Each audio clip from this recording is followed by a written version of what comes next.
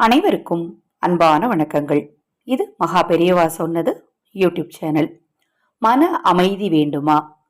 சனிக்கிழமையில் செய்ய வேண்டிய ஒரு எளிமையான பரிகாரத்தை இந்த பதிவில் பார்க்கலாம். மன அமைதி. இந்த மன அமைதியை பெறுவதற்கு நிறைய சூட்சம பரிகாரங்கள் இருக்கு. அதை நாம தொடர்ந்து செஞ்சோம் அப்படின்னா நம்ம மன அழுத்தம் குறையும், மன நிம்மதி உண்டாகும். சனிக்கிழமைகள்ல 2 ஜோடி காலணிகளை புதிதாக வாங்கணும்.